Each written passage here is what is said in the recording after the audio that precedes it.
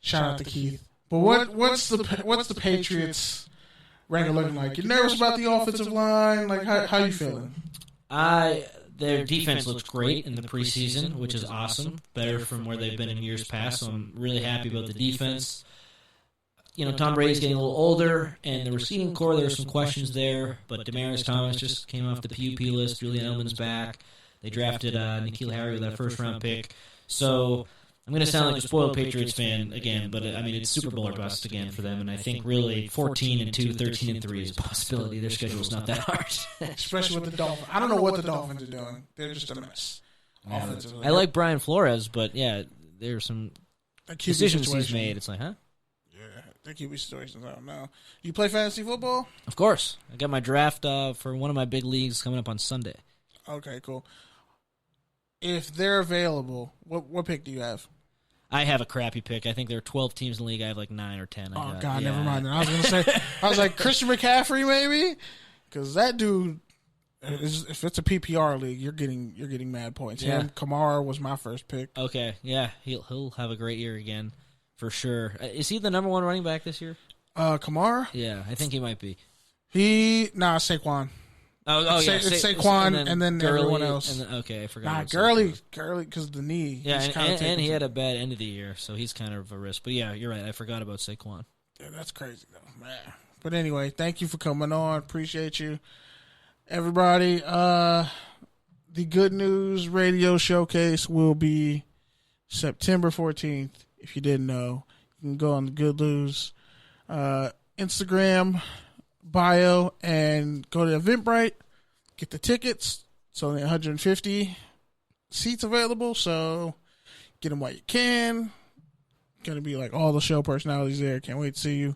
Connor Morissette, thanks for coming on.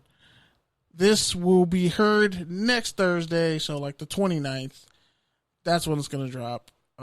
Shout out to Pete. I was going to insult him, but it's kind of, I'll just save that for the group chat. But anyway, y'all have a great day. Are you tired of the same old sports media?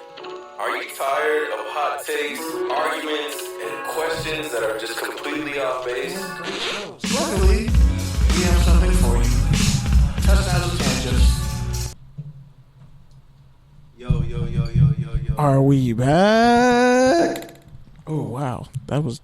I heard that. That was terrible. I think we're back. We're back. Whatever that double up just happened was... Ooh, I'll do it again. Oh, yeah. But that was an interview with Connor Morissette. For some of y'all, if it doubled up at the end, sorry about that. The entire podcast? Well, I really hope that wasn't the entire podcast. 'Cause Me too. I'm going to have to release the audio separately. Yeah, man. Whatever. Be like that. It's like that. And it's always when you run the boards. Ironic. Nah, don't blame me for that. I won't. But it kind of is your fault. But anyway.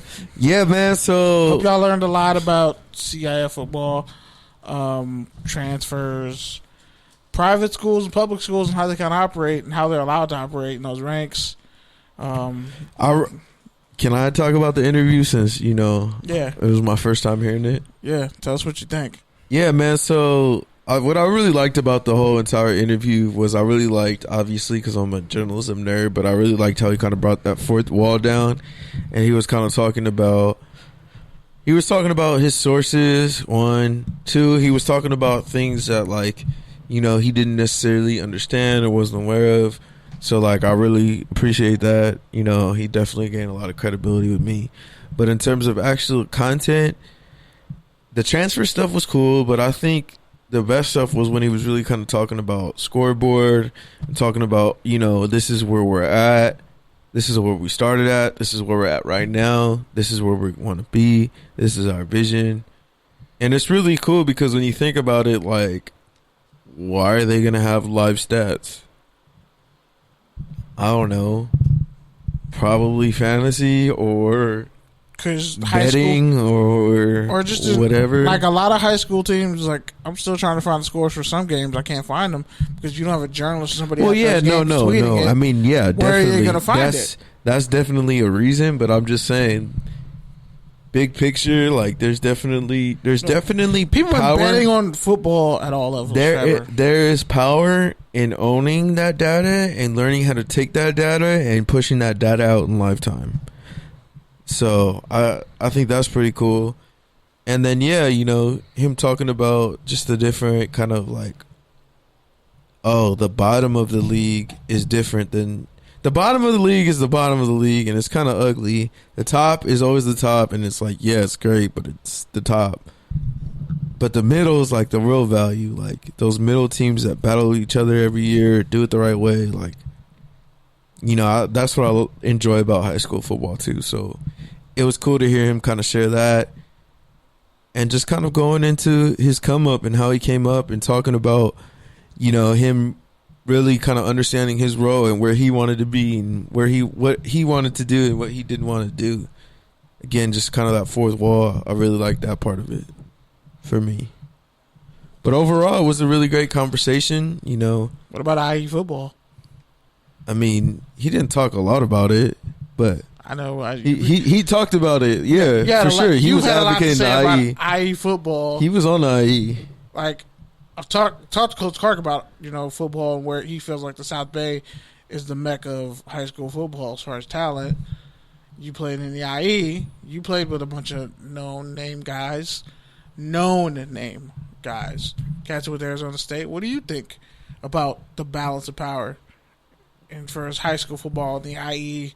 What are you seeing? You coached at Birmingham. I think Orange County has always been the Gold Cup. Just in terms of resources, in terms of like, they've been at that next level for so long, and even though, like we were talking about during the interview, even though they're not like where they were like even 10 years ago, that's always still going to be there. So for me, the OC has always been the king, and then after that, it's the Southern section, which is a collection of the IE through the South Bay, through the Valley. But between all those, I mean, if you're talking about like talent, yeah, for sure the IE, but IE is also much like faster area. So, you know what I'm saying? Like the South Bay is only like a 25-mile radius. Like the Valley is only a 25-mile radius. Like the IE is like a 100-mile radius. So it's like, yeah, it should be better. Because there's so few and far people in between? Everything's so just spread out compared to here where everything's kind of packed on that, and also just the sheer fact that there's like, it's more spread out. There's more space to, develop as a football player. There's a lot of, people that come from the LA and move out there because it's cheaper, because the schools are better. So, I mean, the IEs. Let me get this. Let me tell you, as someone who lives in the IE only exists. You live in the South Bay, technically. As someone who's lived in the IE for most of my life, the only reason why the IE exists is because there's something going for it. Like, nobody wants to live in the IE. But the IE has a lot of shit in the pro column that just slowly start to add up, especially as you get older and get more kids. Like what? I'll put it to you like that. Like name some of those things. Like cheaper housing, cheaper gas, cheaper food, more grocery stores and convenience stores, better parking situations, bigger yards, all the above. There's still... Especially, I mean, even out here, man, it's like you drive through the suburbs, and the suburbs here are either like really, really nice or like really falling apart. And now they're trying to like transition that into apartment buildings. Like in the IE still relatively new, that it's like even the old suburbs are still somewhat nice just because they may not have as many miles on them, and the new stuff is brand new, like new, and it's not unattainable new. It's like, okay, do I want a $500,000, 30-year-old house in East LA or Montebello, or or even the South Bay. Like, yeah, I'm closer to the beach, but do I want that, or do I want to go and get that same $500,000 house, brand new, 6 bedrooms instead of 3, in the 3 bedroom, in the desert or in the mountains or in a ravine or in a valley or somewhere hot adjacent, but still. So the IE, like I said, is always going to have appeal, especially for family people and because just of the sheer value of it. Its proximity to both LA and the OC and even Vegas, really. So, but yeah, man, on that note, is there anything else you want to say about the interview that you did? No. That's one of the greatest buttons ever invented in the history of sound. That's just because Pete's a hater. Pete's a hater. But yeah, the more you know. But no, I think a lot of people who played in all these different sections that, we talked about, i.e. South Bay, like my thing is, there's like I kind of set this off the air to you, but I was like, is Long Beach a part of the South Bay? Technically, it is, but it's not. I say no. It's really you not. Say Long no. Beach, you Long say Beach is no. its own thing. You and I've argued with this. The 562 even said it. I've argued this to you before.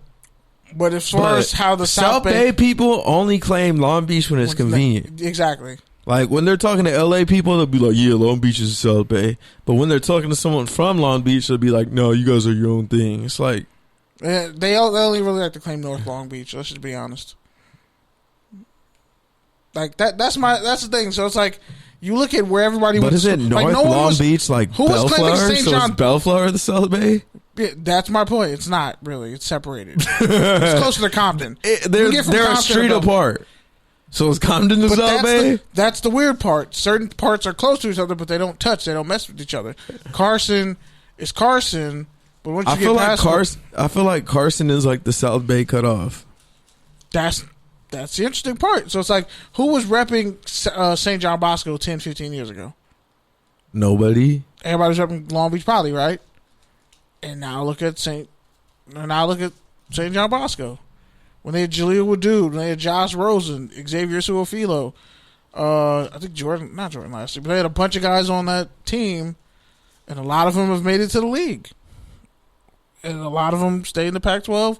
So it's like, it's interesting to see how those demographics totally changed from when we were in high school to right now and where it's shifting. And like some things have stayed the same and some things have changed. So yeah, it was a really insightful conversation, and shout out to Connor Morissette. Yeah, shout out to Connor. Thanks for coming on. Even though he is a Patriots fan. I can't even hate the Patriots anymore because they just keep winning.